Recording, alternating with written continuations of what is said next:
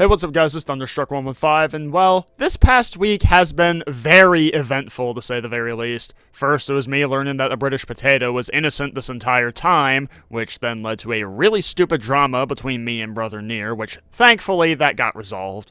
And then the Nintendo Direct happened, where Metroid Prime 4 finally got revealed after 7 years, and it looks glorious. And then the Shadow of the Erdtree DLC released for Elden Ring, and that's a lot of fucking fun. And on top of that, y'all can probably tell, but I actually got myself a new mic, so I'm gonna test it out with this video. The topic of today's video being a shitty review of the Shadow of the Erdtree DLC for Elden Ring, which comes from everybody's favorite reviewer, the man, the myth, the legend himself, Expert Review Zone. As an adult player who likes to be mentally challenged. And let me tell you right now, there's absolutely nothing expert about this review because this dude is basically bitching that Shadow of the Erdtree is just more Elden Ring, even though that's literally what the entire fucking point of a DLC is. But anyways, let's go ahead and get right into this shit. Hello, welcome back to a new video. So today we have to talk about Elden Ring DLC. Shadow of the Erdtree is coming out very soon, and I've actually had the fortunate pleasure of being able to have early access to the game, and I was able to play it before everyone else, and I've played over 110 hours so far. Well, seeing as you have a follow-up video where you stream this shit where you say you've only played for a few hours, yeah, excuse me while I press X to doubt on that shit. I mean, I highly doubt that Fromsoft would ever give you an early review code in the first place, given that your channel's got like, what, 15,000 subscribers, and most of your videos can't even break 1,000 views? Like, dude, you're not gonna fool anyone. On the new DLC, and I have to say, so far, the experience I've had with this DLC has been kind of disappointing and lacking in a certain kind of luster that I wasn't quite expecting. There it is, guys. He said the thing. He said it's lacking in luster. Like, hate to break it to you, dude, but the only thing that's lacking in luster here is your video. So, as you probably know, I am a massive fan of Elden Ring when it came out in 2022.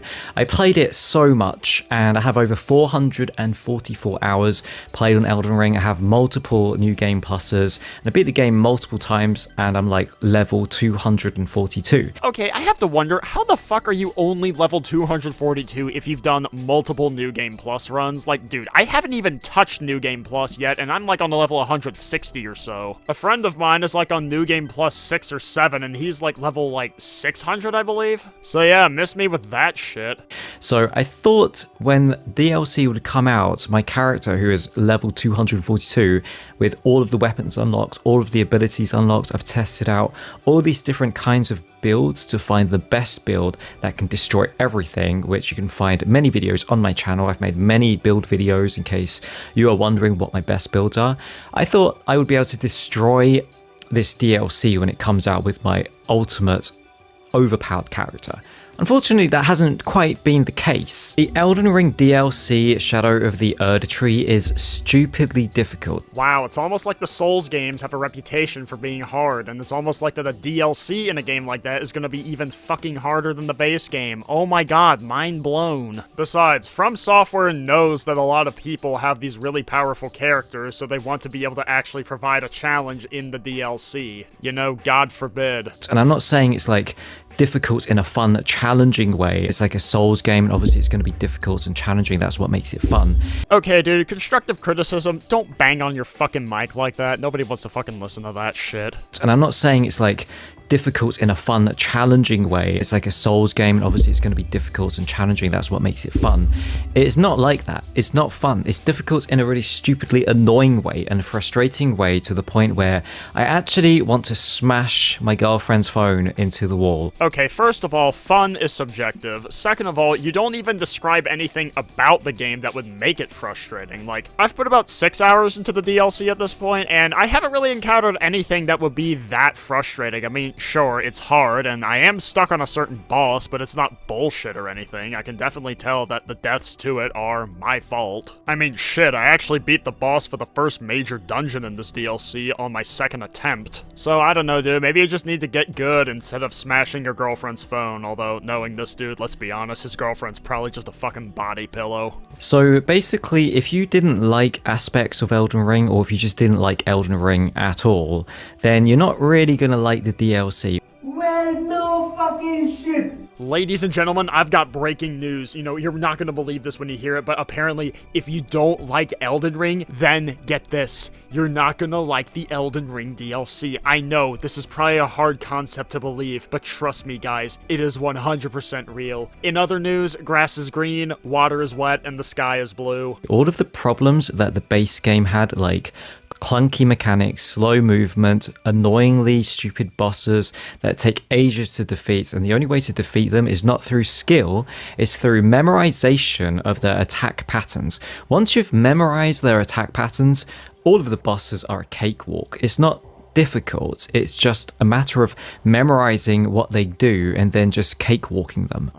Fuck me, not this shit again. My guy, I hate to break it to you, but pattern recognition is a skill. On top of that, there's more than just pattern recognitions. There's also precise timing that you need to do, which is also a skill. There's also strategy, you know, when do you get into attack and when do you adopt a more defensive approach. What sort of weapons, items, spells, or spirit ashes do you use to best beat the boss? Is it better to block with the shield or to roll out of the way? So even if pattern recognition is part of it, it's not the only thing. On top of that, what the fuck do you mean by clunky mechanics? Elden Ring feels great to play, and it's the smoothest of all the Souls games out there, so you're gonna need to be a little bit more specific on this one. As for the slower movement, I mean, if you don't enjoy the game because of that, I mean, I suppose that's fine, we all have our different tastes, but that's not like an actual flaw with the game itself. And even then, Elden Ring is a lot faster than previous Souls games like Dark Souls 1 or Demon Souls. So they've added a bunch of new stuff to the DLC, but it's not really new stuff in the sense that it's new to the game, like new mechanics or new way to play the game. It's just basically more of the same stuff that was already in the base game. So you've got like, I don't know, 100 new weapons, dozens of new Ashes of War, dozens of new armor sets, dozens of new weapon classes, but they're basically just the same as the stuff you've already experienced in the base game, just with like a different skin or different movement or like a different variation of fire, lightning, cold, frost, poison, whatever kind of magical element there is. It's just different variants mixed and matched to create this new Ash of War or new spells or new skills or new weapons that are just like a combination of the old stuff and then rehashed into something that's supposed to be new. Oh my god, we've got more breaking news for Elden Ring. Apparently, the DLC for Elden Ring is just more of what was in the base game. Oh my god, I never would have figured that out. Like, seriously, dude, what the fuck were you expecting? Fucking Sekiro or Bloodborne? Like, if this is a completely new game, okay, maybe I'd understand, but this is literally a DLC. It's literally just supposed to give you more of what was in the base game, because that's literally what the entire fucking point of a DLC is. It's to give more content for the game. Of course, it's not gonna, like, radically change the mechanics. I mean, with the exception of the Burial at Sea DLCs for BioShock Infinite, I can't really think of any DLCs that, like, drastically change up the mechanics from the base game. And the same can be said about the bosses, really. So there's new bosses, but they basically are just like the old bosses in the previous base game, but they act and move in different ways. They've got cool new art designs, but it's really just the same kind of mechanics where they'll do a bunch of attacks, they'll just obliterate you in the beginning because you won't really know what's coming. But once you've memorized the attack patterns, you can just easily dodge and roll out of the way. No, the bosses that we get in the DLC are completely different from the ones we get in the base game. Sure, they might use the same mechanics, but again, that's because it's a DLC for the same fucking game. So again, what the hell were you expecting? Next, we have to talk about the new map. So in Shadow of the Erdtree, you enter this Shadow Realm, and as you can imagine, it's a very dark land full of shadows, and it just looks kind of drab and dreary. And that's a complete fucking lie, by the way. Like, the very first area you arrive in the DLC is like very bright and golden, so I don't know what the fuck this dude is talking about. Ugly. It doesn't look anywhere near as good as the base game's map, where it was all whimsical and glowing, cool yellow golden lights, and there's like a big tree in the background. The Shadow Realm is just really boring to go around, and there's lots of little hidden paths and ways to get around bosses and stuff like that, and little secret areas, and that's cool and everything to explore, but I didn't really feel like there was this incentive or this massive burning urge to want to explore all these boring caves and boring dungeons that all kind of look the same after you've seen a few. Yeah, again, this really just seems like a personal problem because to me, it's about as visually interesting as the base game, which is quite a bit. As for the gameplay of the game, it is basically the same gameplay as the base game. So if you didn't like the gameplay in the base game, you won't like the gameplay in the new DLC game. Well, no fucking shit.